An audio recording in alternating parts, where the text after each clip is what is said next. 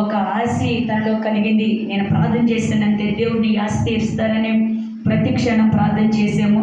చూడండి, ఎన్నిక లేని నా దేవుడు వేదికగా చేసి నిలబెట్టిన నా దేవత దేవునికి మహిమ కలుగునుగాక. ప్రార్థన చేద్దాం. తలలో వచ్చినట్లయితే మిగిలి పరిశుద్ధుడా, మహోన్నతుడా, ప్రేమ కలిగిన దేవం, దైగల రక్షకుడా, నీ కొందనాలు స్తోత్రాలు. నీ ఘనమైన నామానికి, విలువైన నామానికి, అధిరేష్టమైన నామానికి బడి స్తోత్రాలయ్యా. మీ దాసరాలు ఉట్టిది, మట్టిది, బలహీనురాలు. నా నోరు బోరుగా ఉపయోగించి పెదలు కాల్చి నాలుకని మీ సోదరులో ఉంచి కృప చూపించి మహిమ తెచ్చుకోమని నా నజరుడన ఈ వాక్యం వింటుండగానే గొప్ప విడుదల కలుగునుగాక. అటు కృప బిడ్డలకు దాయిచ్చమని యేసు పరిశుద్ధ నామములో అడిగి వేడుకున్నాము తండ్రి. ఆమేన్. హల్లెలూయా, హల్లెలూయా.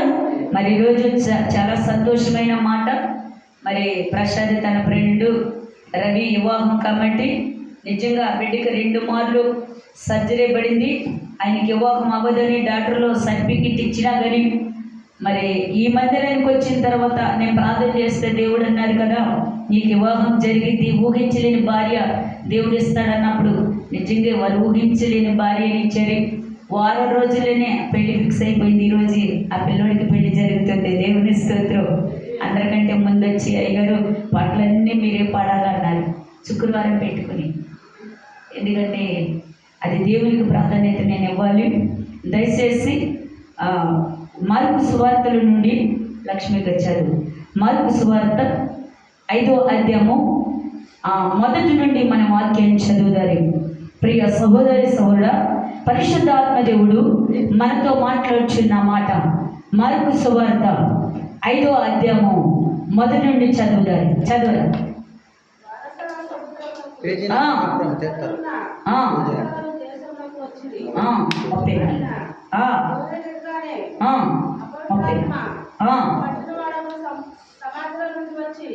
దురాత్మ పట్టినవాడు ఒకడు ఎక్కడున్నాడట?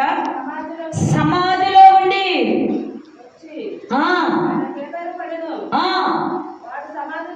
వాడి సమాధిలో దేవుని స్తోత్రం. అది మన భాషదా, మీ భాషదరా?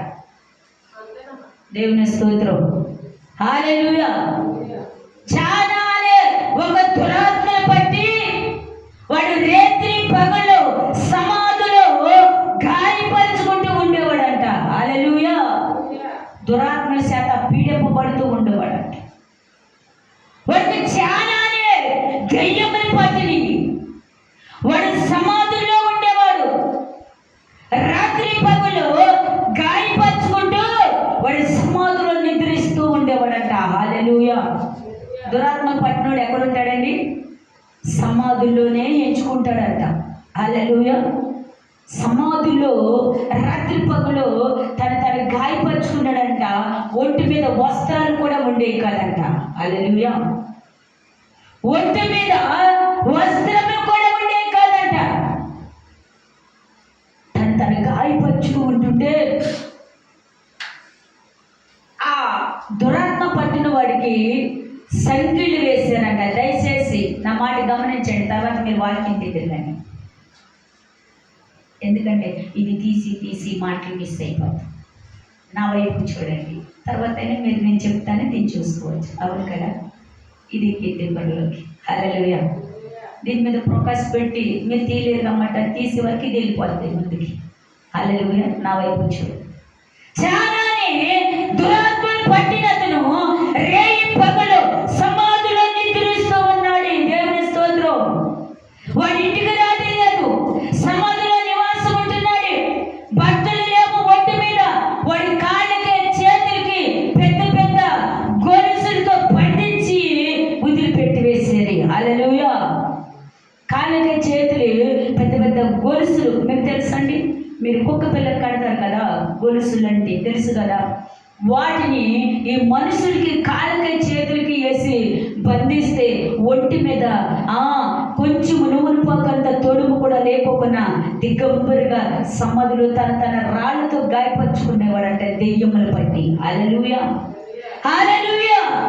ఆ బంధకాలు, ఆ సంఖ్యలు కూడా తెచ్చివేసి తుత్తునీలుగా చేసేవాడంట. కాళ్ళకి చేతులు వేసిన ఆ సంఖ్యలు, ఆ బంధాలు కూడా తూతునీలుగా చేసేవాడట, చిన్న చిన్నగా విడిసి వేసేవాడట. మనం తెంచుతామా సంఖ్యలు?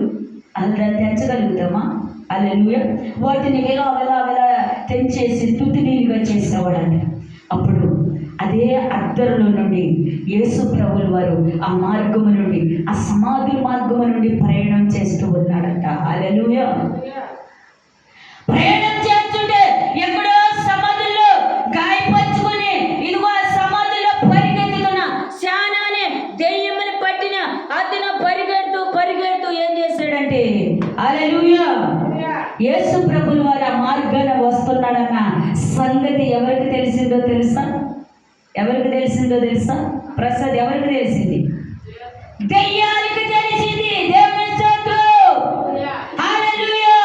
మనుషులకి తెలియలేదు, ఆ చుట్టుపక్కల ప్రాంగణ ప్రజలకు తెలియలేదు, దెయ్యానికి తెలిసింది. పరిశుద్ధాత్మ దేవుడు వస్తున్నాడని. నిజంగా నేను ప్రార్థన చేస్తుంటే, మొన్నటి దిన విజయవాడ వెళ్ళేటప్పుడు ప్రార్థన చేస్తుంటే ముందుగానే పరిస్థితి దేవుడు నాకు చూపిస్తున్నారే, నిలువెత్తిన ఒక దురాత్మ నిలబడుతూ ఉంది. అది ముందుగానే నేను వాళ్ళ ఇంటికి వెళ్తున్నానని అది ముందుగా నటి ఇటు గంతులు వేస్తుంది. నేను ఒకటే అనుకున్న, కారులో కూర్చుని ఎవరితో అనలేదు, కానీ నువ్వు ఎంతవరకు పరిగెత్తు అనుకున్నా. నేను వచ్చిన సంగతి వారికి తెలియదు, కానీ దురాత్మ ముందుగానే తెలిసింది.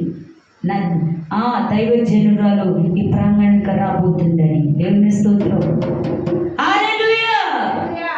ఎప్పుడైతే యేసు ప్రభువు వారు ఆ మార్గాన్ని వెళ్తున్నారో, తనలో ఉన్న దురాత్మ గమనించింది.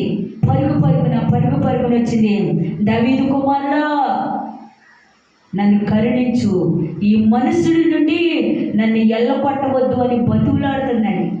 ఆ మనసులో ఉన్న దెయ్యము దేవుణ్ణి అడుగుతుండే, ఈ మనసు నుండి నన్ను పారగొట్టవద్దు అని బ్రతుకులాడుచుంటే ఆయన అన్నాడు కదా, అపరిత్తమగల ఆత్మ ఈ మనసుని విడిచిపెట్టి పో అన్నప్పుడు, అయ్యా నన్ను సంపవేయవద్దు కానీ దూరములో ఉన్న ఆ పందుల గుంపులోనికి నన్ను ఎల్లమని ప్రవేశించు అంది. దేవుని స్తోత్రం. దెయ్యమునికి ముందుగానే తెలిసింది మౌనతుడు రాబోతున్నాడని. ఆయన శబ్దము ద్వారా దెయ్యములన్నీ గడగడ వణుకుదురుగా. మనుషుడు కాదండి, దెయ్యములకి మనం అనుకుంటాం, అయ్యో నాలో ఉన్న దెయ్యం ఎట్టుకొద్ది, ఏ పొద్దు వైద్యుడు పోగొడతాడో, ఏ మంత్రికుడు పోగొడతాడో, నాలో ఉన్న దెయ్యం ఎలా బయటికి వెళ్ళదనుకోవచ్చు. కానీ నా సజీవుడి నీ ముందర నిలుతో కానీ నీలో ఉన్న దెయ్యము గడగడ ఉనుకుతూ పారిపోవునుగా. హల్లెలూయా. ప్రతి దెయ్యములో నా యేసయ్య నామములో వంచబడుదురుగా. మనం వాటికి భయపడవలసిన అవసరం లేదు. అవి ఏమాత్రం కూడా మనకి హాని చెయ్యనారో. దేవుని స్తోత్రం. ఎప్పుడైతే ఈ దెయ్యము వదిలిపెట్టి పోయిందో ఆయన కనిపించింది, అయ్యో నేను భర్తలని, నేను దిగంబరిని అని తన శరీరం అంతా ముడుచుకుని తన కాళ్ళు దగ్గరకు పెట్టుకుని ఏడుస్తూ ఉన్నాడండి. నేను దిగంబరిగా ఉన్నానా? నేను వస్త్రం లేని వాడు ఉన్నానా? అయ్యో నేను సమాధిలో కూర్చోండి అంత ఏడుస్తూ ఉన్నప్పుడు యేసు ప్రభువుల వారు తన వస్త్రాన్ని కప్పి అప్పుడు అంటున్నాడు, నువ్వు శుద్ధుడుగా ఉన్నావు కాబట్టి నీవు నీ గ్రామానికి